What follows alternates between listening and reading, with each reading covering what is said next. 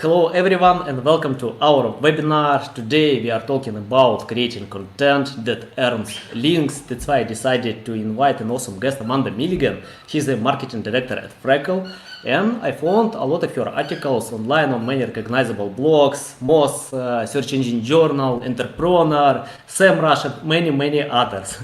Welcome Amanda, how are you? Thank you. Thank you so much for having me and for everyone who's tuning in. I'm excited to talk about this. Cool. Amanda, before we start, introduce a little bit about yourself, experience, especially that concerns SEO. Right. So my name's Amanda. I work at Fractl. It's a content marketing agency that helps people grow their brands through various content initiatives, which I'll talk more about. I've been there for almost 6 years. And I've done everything from creating the projects myself to working on the account side. So I've done the strategy for our different clients. And now I market the agency itself. I'm the marketing director over there. So I've done a lot of the work. Now I get to talk about it, which is really fantastic. And what I'm going to share with you today is how we have created studies and surveys and new information in order to pitch it to publications, because you get a lot of fantastic benefits doing this type of work. And I think that what to think about when you watch this is there's different scales of how you can do this. Like if you're one person doing this on your own, it's going to look different from somebody who's hire an agency. And I'll talk a little bit about that. I also host the Cashing In on Content Marketing podcast through Fractl. So if you're interested in learning about how to figure out the value of the work that you're doing, or get buy-in to that work, which is really tough a lot of the time, check out the podcast, because that's what we talk about there. So we cover a lot of different content-related topics, and I think hopefully I can give you some good tips today. Cool. I have some problems with microphone. I don't know. Okay, I will share all time for you. And okay, I can ask the first question about creating this content. I know a lot of my clients, for example, they usually struggle to create data-focused content because they usually pay a lot of attention to develop their products, innovate them, and they have no experience to create content to earn links. I tell them you should find writers who can write this text, but today it's not the same with 10 years ago when we had copywriters. They wrote about everything. Google ranked very well.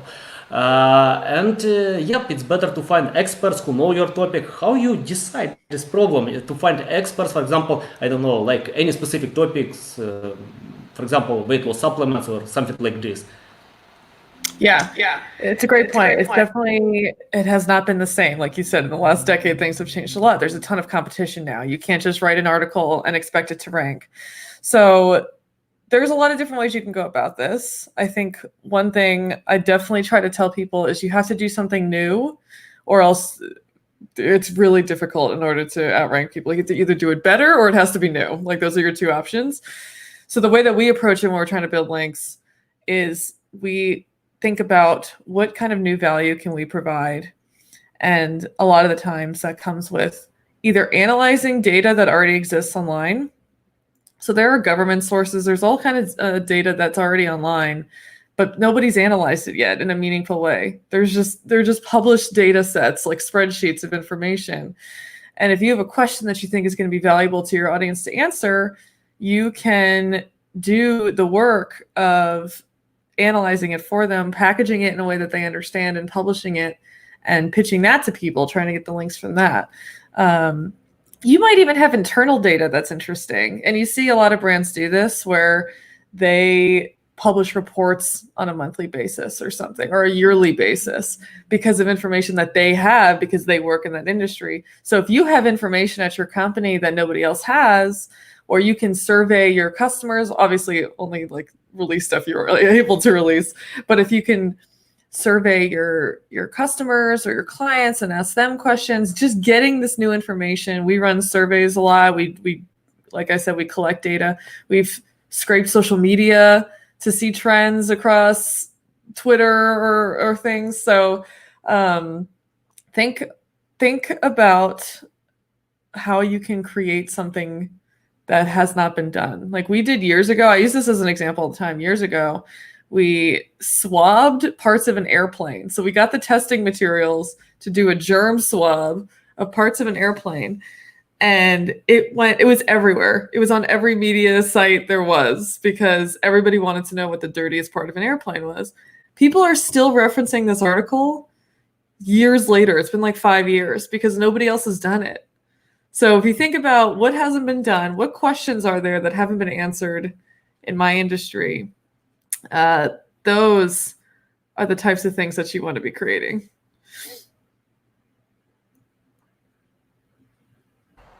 Okay, cool. I got it. I want to share some additional insights how we can find writers for our clients.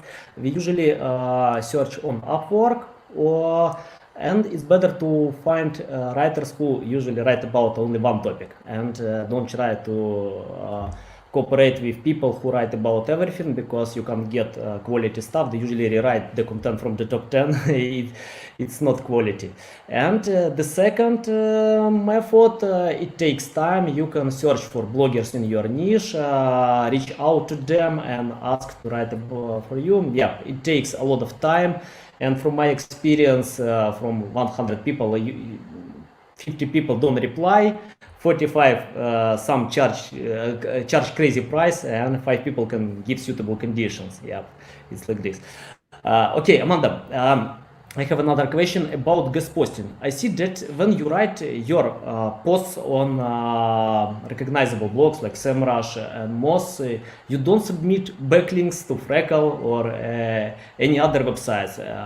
You have only backlink on the section bio. That means you can recommend this method for any clients, or it works only with some recognizable blogs, because a lot of my clients ask me, please show backlinks, I need backlinks, that's it. But I see you use only mentions, and it's enough, because Google replies many times that these links don't bring any value from the offer bio. I mean. Yeah. So just by the way, the muting is helping. I don't hear the echo anymore. It seems like that's working for everyone else too. We sometimes do have a link back because we actually do for ourselves what we do for our clients, which is that we create new information. So not all the time. Sometimes you're right. Sometimes I'm just creating a post based on everything I know, and it's still building authority and brand awareness. So that's separate. It's not the link building side, but it's the authority side. And you know about this too, when you're building the awareness and authority of your own brand and the brand of your company or wherever you work for, that's still very beneficial and will help you in the long term, because if somebody comes across you, they're more likely to link to you because they started to trust you, right? So it's still a very important tactic. But sometimes we do get those links because we do new studies about marketing all the time. We survey people, we analyze different things, and we publish those studies. So for example, we just did one about emotions and content using information from BuzzSumo. So we'll put that whole report together, and then I'll write something about the report, and they will link to the report because it's relevant. It's not just about putting your link somewhere. People don't want that. They don't want you to just be including your link in a guest post. They want to know that you're actually providing value, and it's something that people want to click on. They want to learn more about, and it's relevant to what you're talking about in the post. So it is possible. And I know that Google said that they don't value guest posting. I think it's more nuanced than that. I don't think it's a matter of no links you ever get from contributing somewhere, that they don't count. I think if you're doing something that's legitimate and it's a great site and they trust you and you're providing really great work, that all still definitely matters. You're still building your authority on a site like Moz. Everybody knows that Moz is really authoritative. So if you post there, that means something, right? You went through their vetting process of making sure that you're legitimate and that you know what you're talking about. So I think if it makes sense for you and your industry to talk about different topics and pitch publications that are authoritative to you, then it certainly can make sense to do. Even aside from the link building, like I said, from the authority building side, it's huge. It can really get you a lot of benefit. Okay, cool. And I remember a few studies from Moz and Ahrefs, and they shared that it's like 90% of SEO specialists use guest posting. Yep. I think it works, and yeah, I use it as well, but it's tough to provide only links with guest posting because recognizable blogs, they usually don't want to put any links, yeah, just to in the section bio, and I see that you use all the time. Okay, tell me about opening emails. Brian Dean shared the study that 80% of people of recipients only open outreach emails. How do you decide this problem? Because you can personalize a lot of emails and 92% are not opened. It's a lot. Yeah, it takes a lot of work. It's sorry, can you mute? Thanks. Mm-hmm. Yeah, I can hear you. Personalization is key, like you mentioned. Mm-hmm. People are getting pitch emails all the time. Oh, I think the echo's back. Can you mute again? Thanks. So people are getting pitched these emails constantly, right? They're getting so many pitch emails in their inboxes. There are ways to stand out. The good news is that because they're getting so many pitches, you have to have better quality pitches, and you can still do that because a lot of the pitches that are out there are not good. Like, they're just not good. People are doing the bare minimum. And I understand why. Some people just don't have time. They don't know how. They send the same templated email to 50 different people in the same day, and they hope to get something back, right? That doesn't work anymore. It's just people have so many messages in their inbox, and that, like you said, they're not reading them because they're tired of them. They're not targeted to them. They're not speaking directly to them. They don't want to hear it. So what you have to do is be very careful in how you're selecting who you're pitching, and then know exactly how to speak to those people. The way to do so is first by curating who you're going to pitch. Oh yeah, the echo is back again.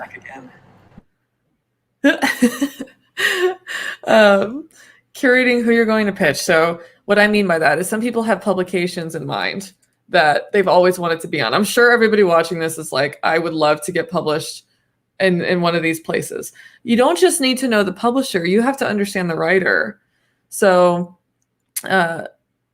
when you're looking at different writers, make sure the following things.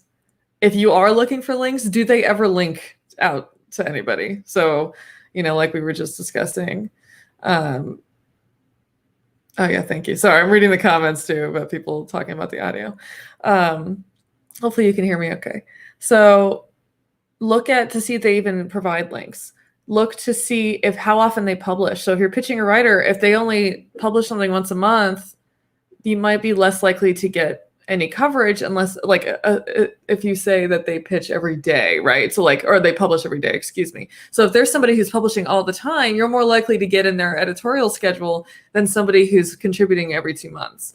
So you want to look at those types of things. You want to understand their beat, or another way of saying that is like their niche or what they talk about. Sometimes, you see on a publication site, there's all these general topics, right? There'll be like home and lifestyle and sports and whatever.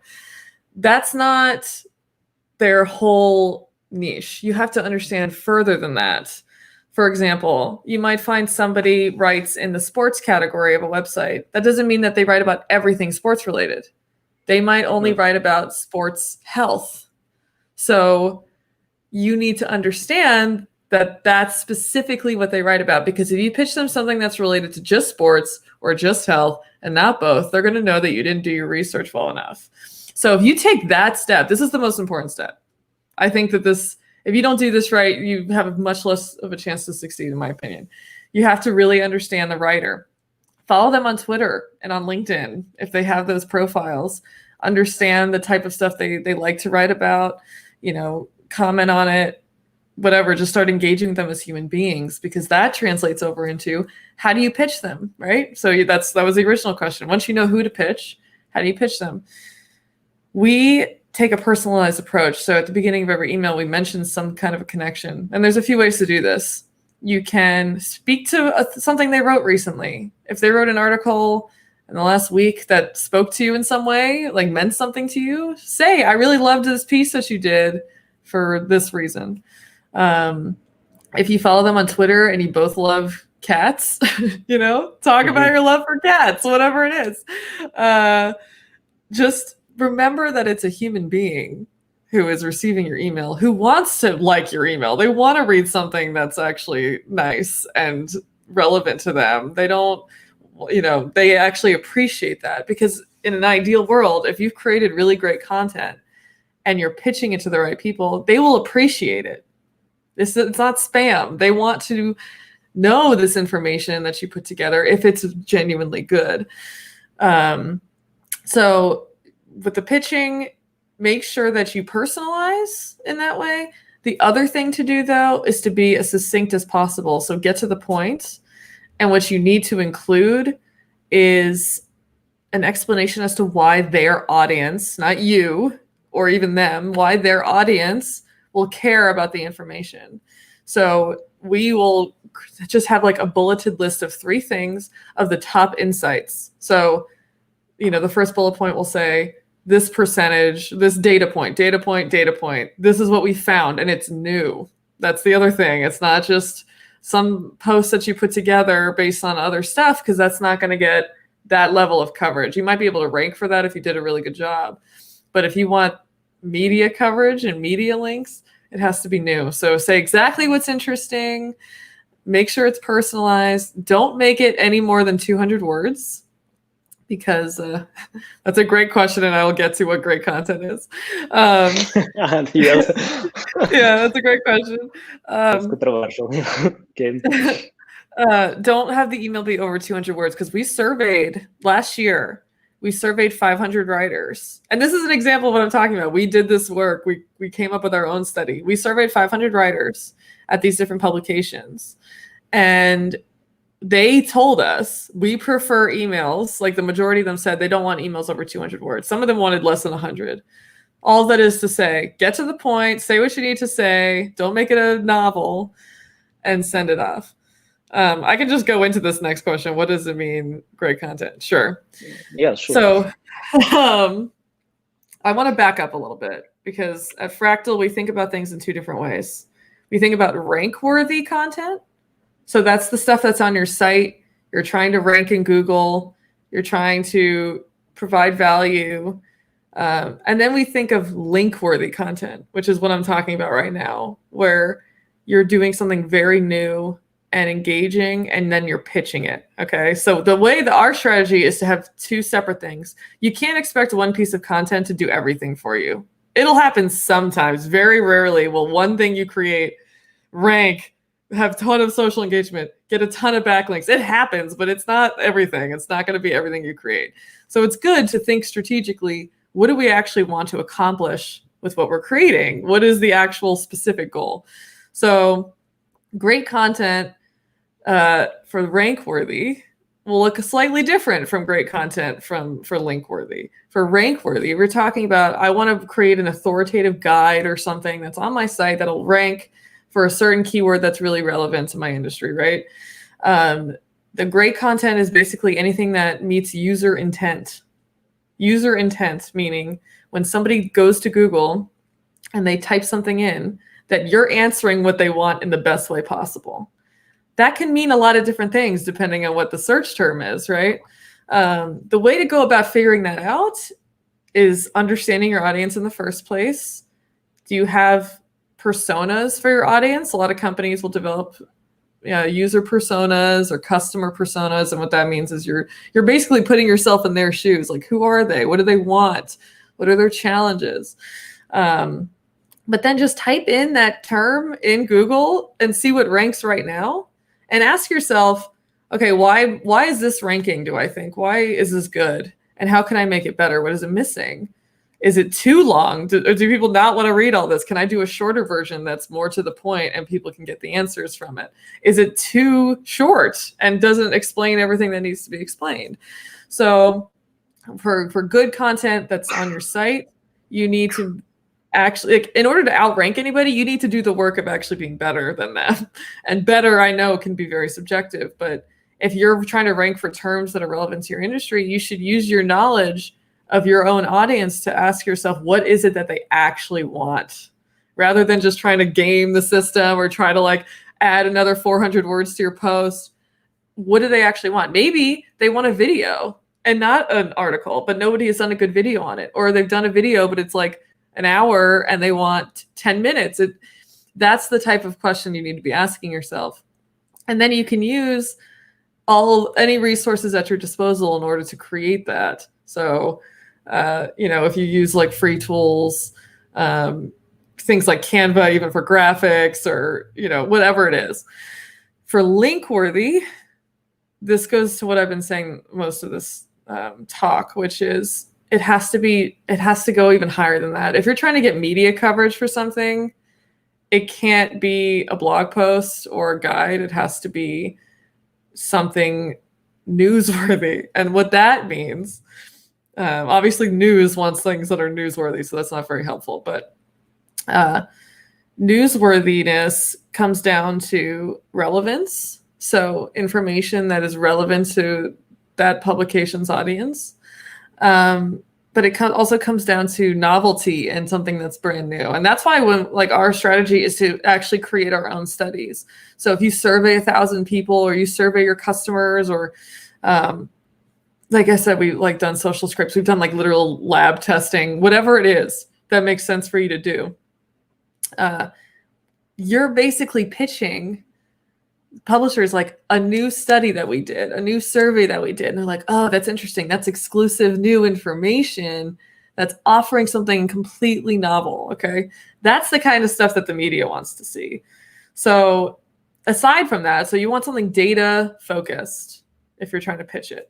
The other thing to think about is the emotional components of all this. Emotion is a huge part of content creation.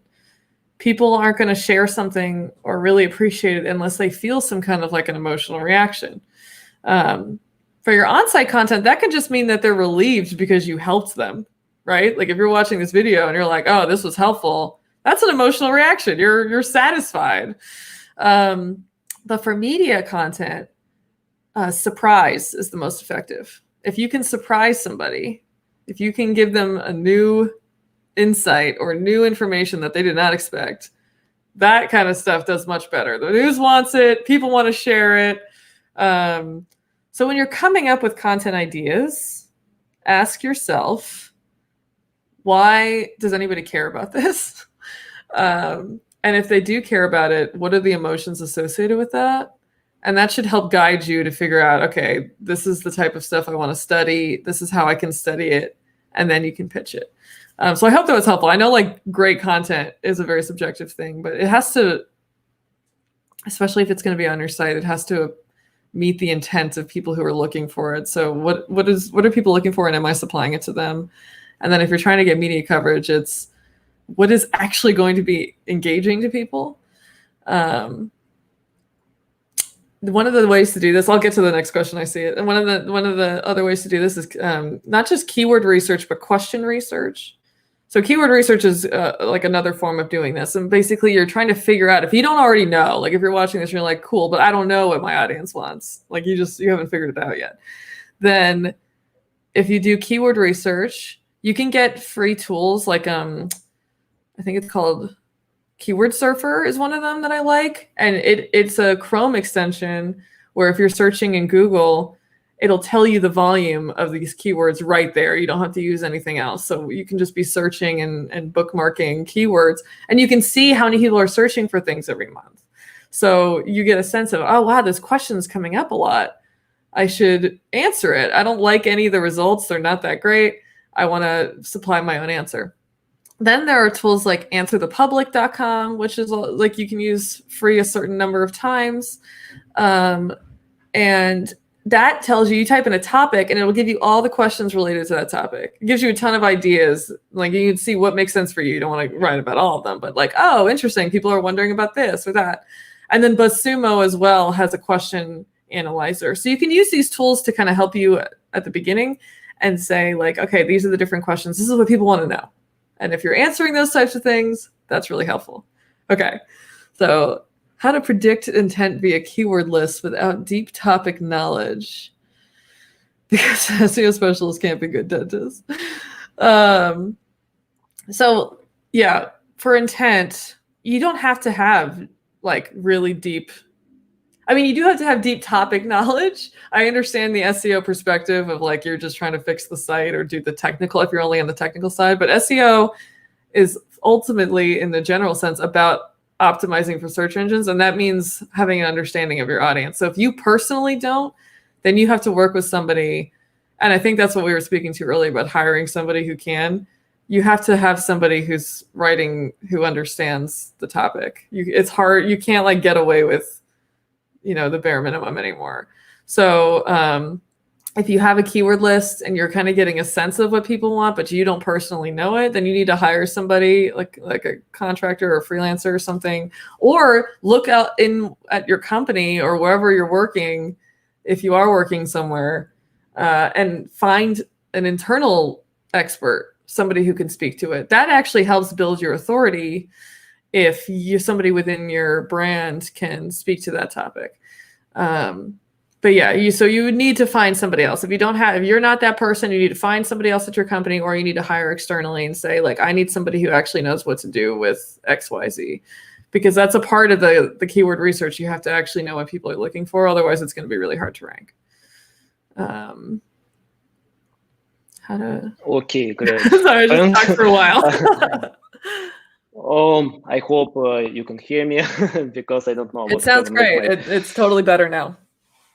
Cool. Because I tried to fix during the conversation. Okay, I have another question about. Give me a few seconds because I have a list of questions, a lot of them. What tools do you provide for outreach? I know many people use PitchBox, some of them BuzzStream, or many other Ninja tools, many others. What do you like more? For pitching? Yes, for pitching. Oh, so yeah, we've used BuzzStream before. We actually do some of these. We do like joint projects with them even recently. So another one to get is Hunter. It's a Chrome extension. So if you're on somebody's website and you use the Hunter extension, it pulls all the email addresses that are on that website. And if that person that you're looking for isn't there, it guesses based on the structure of the other emails. So Hunter is a good one. What else? There was one. There are some like good ones for if you're trying to figure out if somebody linked to you. Let me see if I can pull some of these up.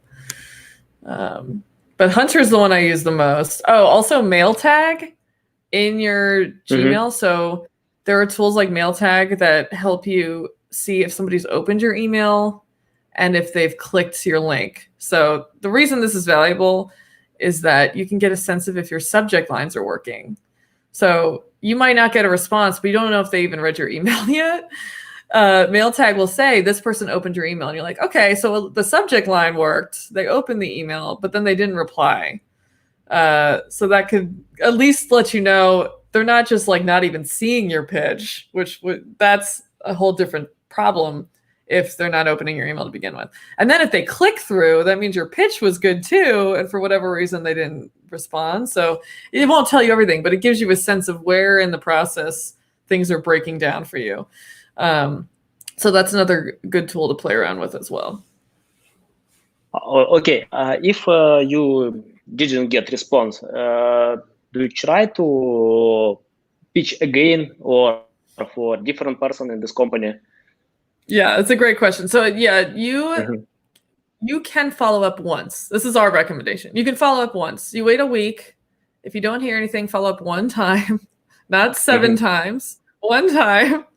And even in the follow-up, say, if there's anything else you can offer, if there's like a new data point in there, say like, oh, or maybe they did something recently you want to comment on, whatever, but make it short and just like, hey, I'm curious to see if you're still interested. We've actually had people respond to the follow-ups because they just genuinely, they opened the first one and they forgot or they missed it. But after that, it's not worth it. Like if somebody doesn't see your 2 emails, then they don't want to talk to you, and move on. You can pitch other writers at a publication usually. An editor might oversee multiple writers, so it wouldn't make sense to pitch multiple people if they all have the same editor. But if you know that there's a couple of writers and one of them's not replying, you can probably pitch another writer who is there. But yeah, just follow up only one time is what we say. Mm-hmm. Okay, what about warming connection before pitching? For example, I can share one secret. When before reach out to you, I formed connection because I commented a few your posts and even share your insights because it's valuable. Why not? I always share some valuable stuff. And do you use this method before pitching journalists, bloggers to warm connections on social media? Yeah, it's a great question. I did notice that when you did that you shared my blog post, which it is good because I knew who you were. Like I recognized your name after that. Mm-hmm. So it can be very useful. And I think it's important to do for writers that you want a long-term connection with. If there's some publisher that means a lot to you, that you really want to be in a lot, that extra work can go a long way. I don't think, sorry, my cat is now in the frame. You don't have to do it. I wouldn't, be afraid to pitch somebody if you haven't formed that connection. Oh, the pup. Yeah, I have 2 dogs. Oh, they are sleeping. So I'm like it. So you don't have to have that connection with them, but it can certainly help. So like I said, like follow them on LinkedIn and Twitter, engage with the stuff that they have, comment on things if you want. You don't have to like be too intense about it. You don't want it to seem unnatural, but because like I said, they're human beings, right? Like they just want to connect with people. They want to like have a sense of who you are and what you're trying to do.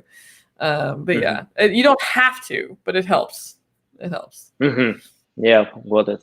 I want to tell that for one of our clients, we tried to warm a lot of connections before sending any pitches, and responses rate increased a few times. It takes a lot of time because you don't need to write like thank you, great insights, because even when I share your article and your information, because it's valuable, and I don't want to share just some nonsense with my audience. I see it's valuable, and when you comment other social media accounts, just share additional value to their post, and it works perfectly fine. Yeah, I believe it. Okay, you told about surprising.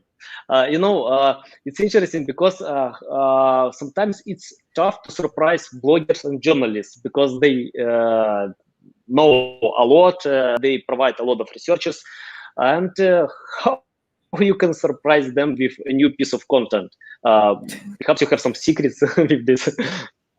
Yeah, so that it's all going to come down to the data side of things. Like I said, otherwise it's almost impossible because no one will be surprised by what's already been published. So if it's already exists, why would they be surprised by it? I really encourage people to like write down questions that they have. Like, what are you interested in that nobody has really asked? And sometimes that's even an assumption people make that has not been proven in any sort of way. So it's not necessarily as surprising, but it's very validating. It's like, oh, there's the research that shows the thing that I thought was true.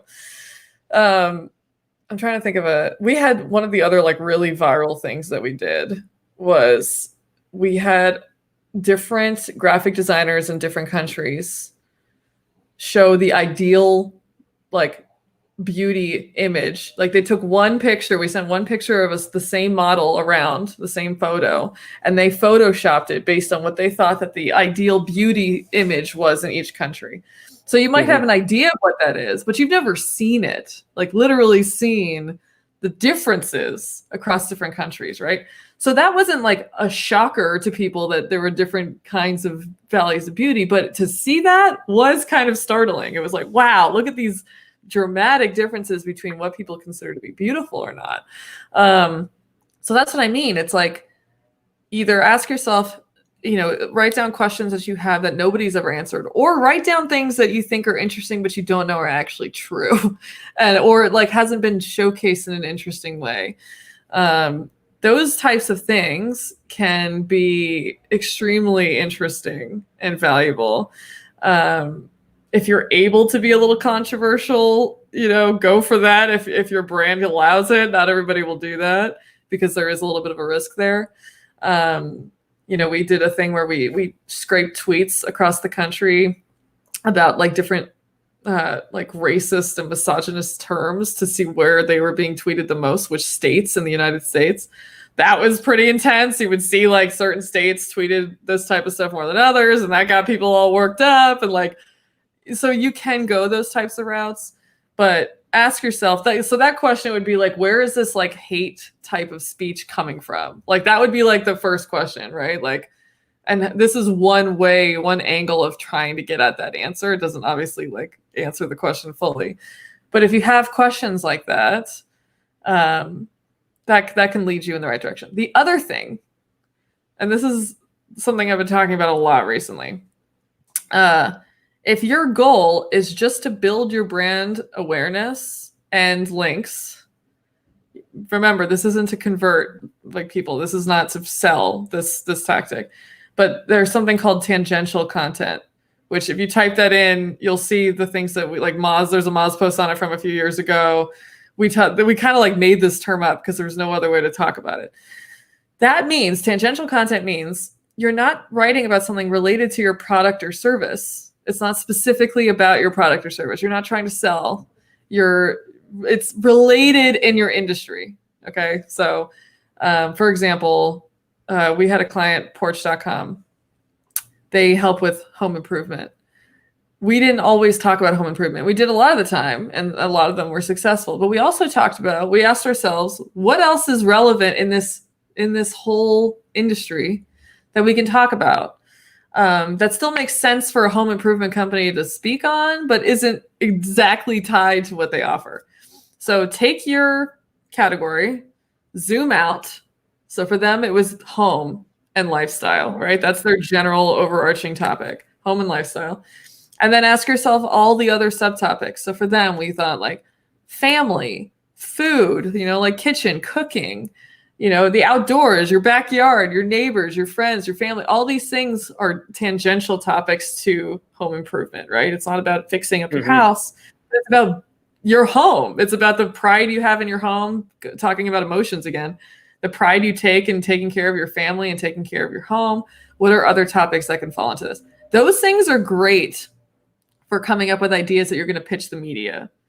Because even if you're too on topic, if you're too related to what you're selling, that might even work to your disadvantage. Not all the time, because you don't want it to seem like an ad. So it has to be, if you're going to talk about your own product or service, it has to be very data driven, and you have to explain exactly how you came up with it. But if you're trying to look for other like data sources or interesting angles, zoom out a little bit and think about other topics that are related to you. Like I said, these are not going to be the types of things that are going to be converting people on your site, but they're the things that are going to be interesting to publications, and the things that are going to increase your general brand awareness. Just get your name out there. If like in marketing, if I was going to talk about, we don't do social media, but if I was going to talk about social media, that would be tangential to me, right? Like we don't offer that as a service, but I can still talk to them about it. I can be like, hey, this is what I do on Twitter. This is what I do on LinkedIn. Sure. It still appeals to marketers overall. It still gets the name out there in the marketing sphere, but it's not going to convert people to our content services because that's not exactly what we do. But it does have its place. So that's like, to sum it up, think tangentially with ideas, and think about the emotion component of it, and ask yourself, what questions do I have? and what assumptions do I have, and how can I bring data to those questions and assumptions to actually check them and see what potential insights are. I just see SEO tools. There were 3 tools you mentioned. The other one was Keyword Surfer. Yeah, Keyword Surfer, I believe, is what it is. And a lot of them, let me look, are Chrome extensions. So they only work if you use Chrome. Yeah, Keyword Surfer. I used to use, there's another great tool. It costs a little bit of money, is Keywords Everywhere. It used to be free, but now you pay by the search. But Keywords Everywhere, if you can, it's not that expensive. And it will show you the competition, the relevant or relative competition also, which is helpful to see in Google. It'll say like, I think it's out of a whole 1. So if it's like 0.2, it's, oh, that's not that bad. I might be able to rank for this. So then you're not wasting time on things that are very competitive, and you would have to create like the best thing on the planet. It would take you like 6 months. So tools like that just make the keyword research process a lot easier. Yeah. Okay, I have another question about how do you find websites? I mean, like places or domains where you are going to pitch. Do you use tools or search operators on Google or something else? Yeah, it's pretty much a combination. So I think when you are understanding your audience, like you might already have some in mind that you think like, okay, they probably look at these publications. So SparkToro is the new product by Rand Fishkin. So that's like his tool is built to try to help people understand. Like if you can type in somebody's like one publication, will show you what else they're reading. You can put in somebody's Twitter handle and see like people who follow them, who else they're following. You basically get a sense of like where people are consuming information. So that's one like fun way to kind of get at it. You can use tools like BuzzStream and some others to like start building a pitch list of writers and what they cover specifically. So that's the thing. Like I mentioned before, you have to think about writers and publishers. You can't just do the publishers. The writers are really helpful too.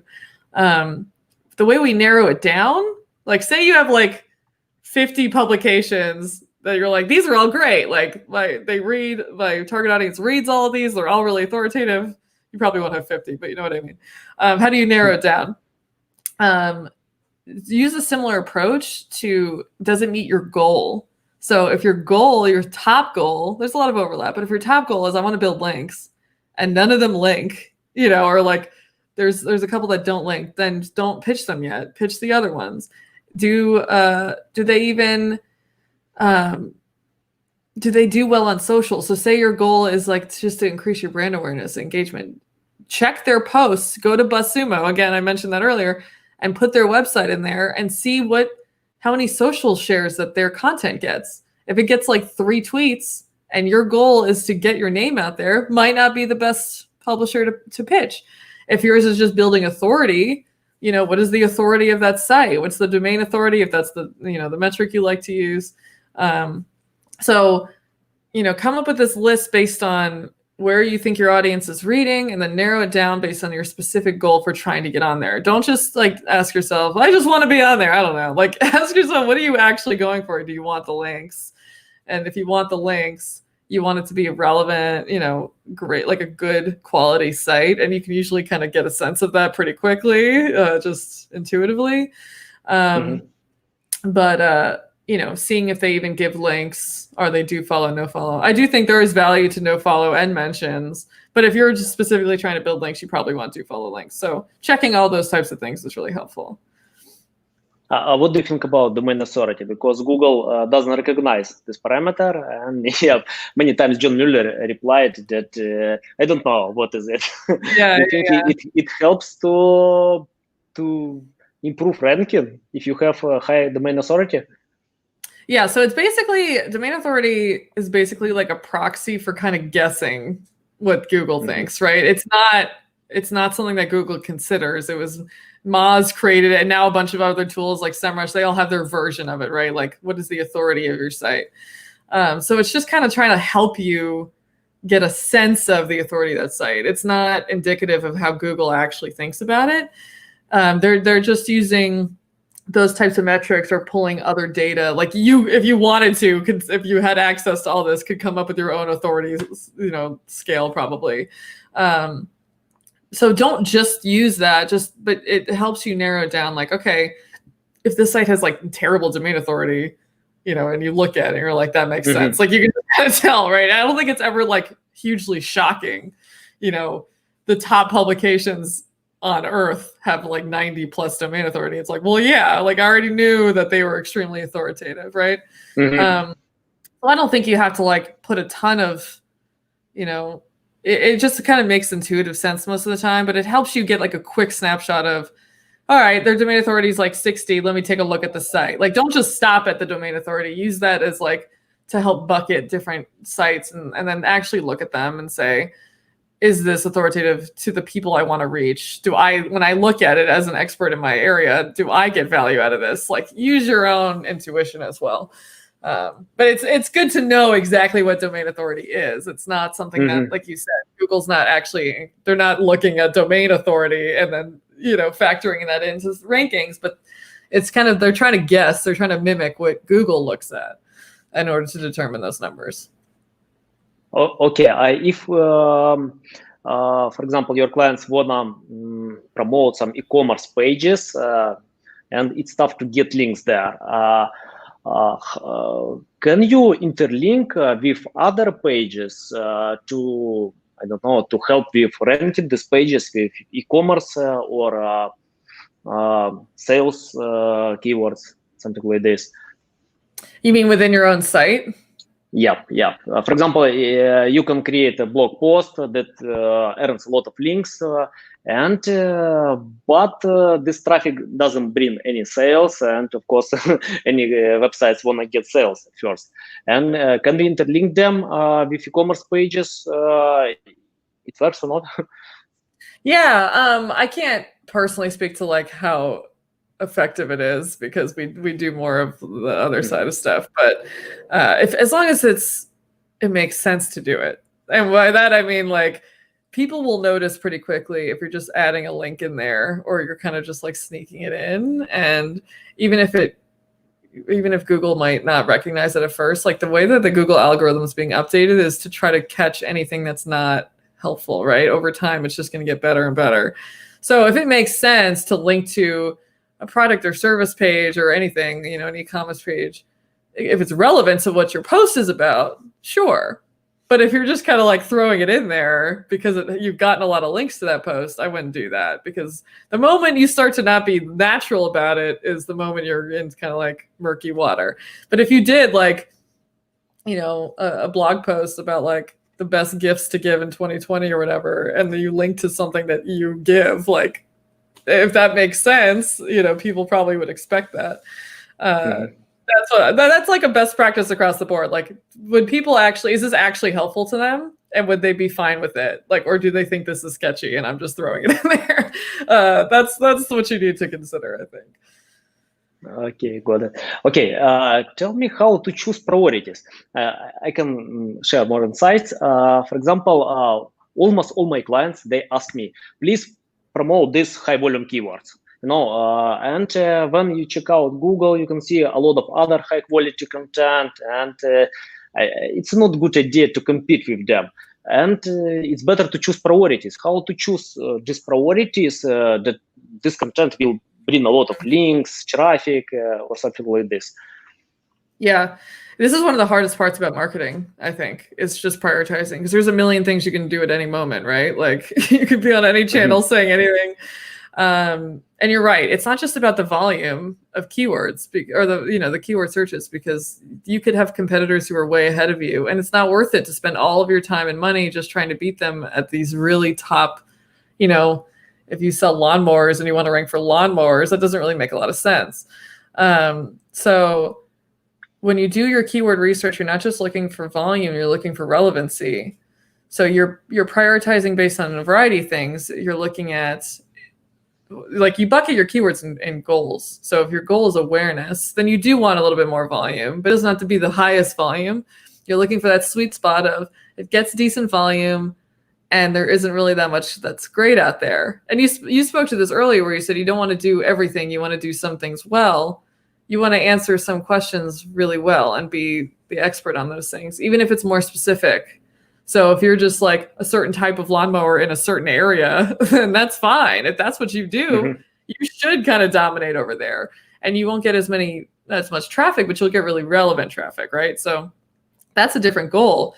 When you're doing that keyword research and you're looking for relevancy and like, bottom of the funnel type people, it's okay if there's 5 searches a month. If those 5 people are looking for you, you want to rank for that. So prioritization will vary based on like where you're at currently with your traffic and your conversions. And you're asking yourself, it's good to start. A lot of people start at the bottom, like the bottom of the funnel. Like they want to make sure that when people land on their site that they'll convert, like you have great content there, that people can find you if they're looking. They already know they want to buy, that you're there. And then you can work your way up. Like, how do I help people make the decision between me and my competitors? Look for those types of keywords. Like versus keywords are really good. Like Apple versus Windows or whatever. Like people are actually searching these types of things. You can provide information to help them make those decisions. So yeah, think about it in terms of like, what are you trying to get with that keyword, ranking for it? You have to understand why you're actually going to rank for it, and know what the payout's going to be. If you're just doing high volume, you'll get the traffic, but how hard is it going to be to outrank your competitors for traffic that's not going to get you anywhere? It's not going to actually lead to sales. So yeah, those are the types of things to consider. Okay, got it. I want to ask some broad questions. I know all of them depend as usual, but people ask me, what is the average length of content that earns links? What's the average length of it? Well, length, yeah, like 1,000 words, 2,000 words. It's funny. Yeah, this is definitely it depends one. We actually just did a using BuzzSumo, we pulled the most engaged with stories that had at least, I think, 25 backlinks.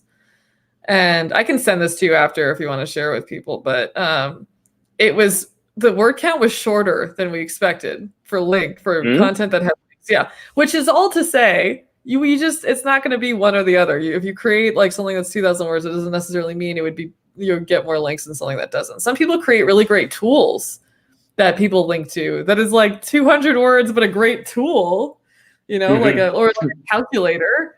Just because it doesn't have 2,000 words on it doesn't mean people aren't going to want to link to it, right? So yeah, it really does depend. But the reason why people say that 2,000 or more is valuable, and the reason why Google kind of looks at that is because they want it to be comprehensive. But that doesn't always mean the query needs to be comprehensive. We're seeing that more and more with like 0-click searches, right? Like, what are the lyrics to whatever, some song, and then they're there and you don't even click on anything, right? So nobody wants a 2,000 word essay on the lyrics. They just want the lyrics. They don't want to know everything there is to know about the lyrics. So I wouldn't fret too much about the word count. I would just make sure that you're answering the question in the best way possible. Okay. And I have, I think, the last question. And yep, what tools do you provide for outreach? You reply to this question. Where do you usually get data for your content? Yeah, so that's there's a lot of different ways to do that. Like I said, ask yourself if you have anything internally that's useful. Like when I mentioned porch.com, like one time we used, it's great to combine data sets actually. So for them, one of our most successful campaigns for them was that we took their internal data on how much different home improvement tasks cost. And then we paired that with how we survey people and ask them how often they do those tasks. So for example, how often do you clean your pool, or do you need to clean your pool? And we asked people that. We're like, okay, they clean their pool this amount of time. This is how much it costs. So we calculated the lifetime cost of home maintenance things. So it was we combined two different things. They combined their internal information with external information to arrive at something new. So think about your internal data. What do you have available to you? Think about what you could survey, what insights you can gain from asking people like various questions. Think about social media. How can you pull that type of information? Like I said, there are just like free data sets. It will vary by country, but in the US, there's like 1 million governmental data sources that we've used before, because they're just boring spreadsheets that nobody looks at until somebody like us comes along and like actually makes it like easy to read and something that's relevant to people. So like start a document literally of like all the data sources in your industry and refer to them when you're coming up with ideas. Also, like, don't just pay attention to your industry. If you use tools like BuzzSumo to see what's performing well, just on like in general, like what's getting a lot of engagement, look at how other people are doing stuff. Like, how did they come up with their information just to learn new methodologies? Because that's cool in itself. Like I said, the other campaign we did was just like a Photoshop project. Like people do that. There's so many different ways. This is the fun, creative part of it. It's hard. It's hard. But which is why people end up hiring us, because they can't, not one person, if you're one person doing all of this is going to take a lot of time. But, you know, keep an eye on your own industry, but also look elsewhere, like join subreddits and you know, different websites for inspiration. My friend, Mark, he has a newsletter called Content Curated, I believe. So check out, like, find your inspiration sources and look at what other people are doing just to get a sense of like what kind of methodologies exist. And then maybe it'll help you come up with ideas. Because I know it can be hard sometimes to just be like, sit there and try to think of brilliant content ideas when you have nothing to work with. So that's one way to go about it. Okay, thank you. You know, you always mention BuzzSumo. What about Ahrefs, SEMrush? Do you use these tools?